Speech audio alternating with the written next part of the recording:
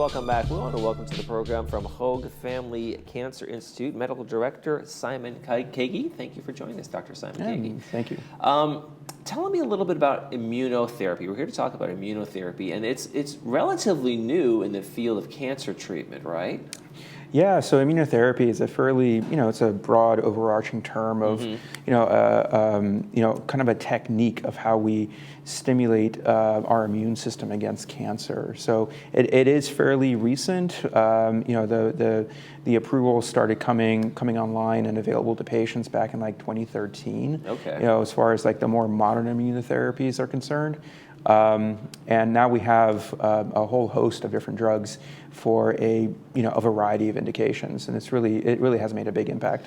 And so the concept, correct me if I'm wrong, is basically take your immune system and tailor it to attack the cancer. Instead of using chemotherapy, which isn't tailored, or other treatments, we're talking about using your own body's own immune system, genetically figuring things out and making it attack the cancer that way? That's exactly right. So immunotherapy, and the type of immunotherapy we're talking about here, is actually something called checkpoint inhibitors. And what these checkpoint inhibitors do is basically uncloak the cancer so that the immune system, those cells that make up the immune system, can see it again. Okay. Cancer uses a whole host of mechanisms to try to trick the immune system to think that it's normal, that is part of your body. Normal cell growth here. Normal cell growth, and these immune cells are kind of like the cops, riding down the street, looking for bad guys. And when they spot a bad guy, they're able to, take them out and take them to jail. In this case, with your immune system, the cancer, the bad guy, is basically hiding in the bushes. It's or they look like anybody else on the street. So what the checkpoint inhibitors do, whether it's drugs like Keytruda, Opdivo, Yorvoy, there's a whole host of different types. They basically take the mask off, and the immune system can now see the cancer and kill it.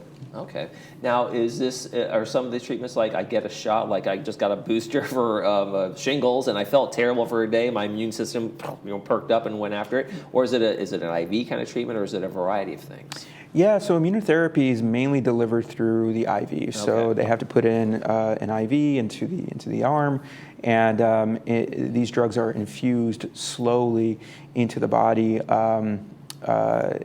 These are antibody drugs. They're monoclonal antibodies, meaning that they're not like toxins like typical chemotherapy, but they still need to be given through the IV, just like typical chemotherapy. Okay. And are there multiple, or is it just one time, like an inoculation?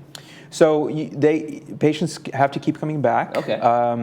For their treatments. There are sort of set treatment regimens depending on the stage of the cancer. So, for example, for advanced stage lung cancer but not metastatic, we might give immunotherapy for up to a year. Even in a metastatic setting, we're learning that even in lung cancer and melanoma, that maybe 2 years is probably enough. But there are some patients that continue on immunotherapy if they have metastatic disease, indefinitely. And by indefinitely meaning like, 5 years or more potentially. Okay. So those are the typical standard regimens. Okay. Now, with chemotherapy and other kind of things, there are major sickening side effects: hair loss, debilitation, vomiting, can't eat, things like that. What are some of the side effects in terms of the immunotherapy approach? Yeah, so immunotherapy doesn't have a lot of the side effects that chemotherapy does. That's what I wanted to hear.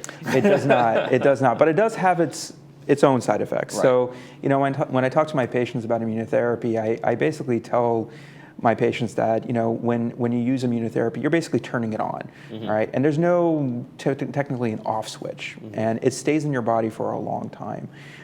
We want to activate the immune system against the cancer, and that's all. But sometimes we can activate the immune system against the body, normal cells. And that can manifest as inflammation of really any organ. What I've seen, a fair amount of is inflammation of the thyroid. So your thyroid starts getting a little wonky, and you need medication to help keep it under control. Fairly manageable. You might get a skin rash because you have inflammation of the skin, something called a dermatitis. Also fairly manageable, but there could be severe side effects. Some of those side effects are inflammation of the colon, where patients can have uncontrollable diarrhea, and we need to use special medicines, and some of them are steroids to help cool the body off. Right. And And, steroids also yeah, help with the inflammation, right? correct. They help with the inflammation tremendously.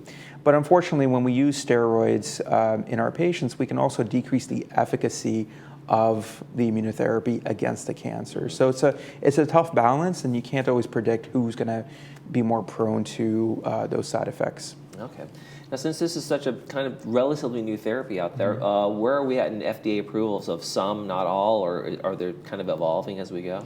So there are a lot of drugs right now in the pipeline, for the FDA to look at and approve. A lot of studies are still ongoing using different types of immunotherapies. Now, we talked a lot about, checkpoint inhibitors, but there are different immunotherapies where we're using either the body's own T cells, something called CAR T cells, either from the patient or perhaps from donors. There are other cells called NK cells that we're actively investigating. Actually, something at Hoag that we're doing is we're looking at NK cells, which are a different type of immune cell that can be actually very, very immunogenic, but also may not cause some of the side effects of immunotherapy that we encounter with T cells and checkpoint inhibitors. So there's a plethora of different sort of mechanisms that we're trying to use to activate the immune system, not just antibody drugs, but cells, viruses, vaccines that can help stimulate the immune system against cancer. Okay. Now, what cancers have been the most effective in terms of treatment with immunotherapy? Yeah, so the prototypical cancer that was most responsive to immunotherapy, as it is right now with these checkpoint inhibitors, is actually melanoma. Mm-hmm. And melanoma, up until about 2013, when I was still training as a fellow in Boston, it was still very much a death sentence. I still recall up to my training before they started approving these checkpoint inhibitors, patients coming in very sick, very limited options, chemotherapy was not working. They did have a very early version of immunotherapy called IL-2, but that was making people very, very sick. In fact, it was making people very, almost septic, where the immune system was just supercharged and on, and it was causing, severe side effects. And only about 10 to 15% of patients were responding, so very, very small response rate. And then these checkpoint inhibitors came online, and it just changed the game. Like, a death sentence became essentially a chronic disease that patients came in to get these immunotherapies for.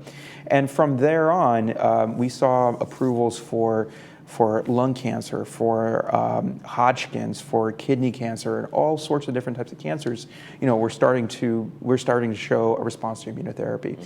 It doesn't work for everybody. So, in something I do a lot of research on, which is brain tumors, brain cancer, specifically tumors that start within the brain, it has not been a resounding success at all, unfortunately. So that's why we're looking at different techniques. Okay. And at Hoag Family Cancer Institute, you guys are doing that kind of research there then, right? And, yes. And where do you, and is it all lab, or is sometimes people get some trial medicines and some things like that there? Yeah, so we have clinical trials right now for our patients from phase 1 to phase 3. So, what I get really excited about are those really early phase, very novel studies where there is no placebo arm. There are just the therapies.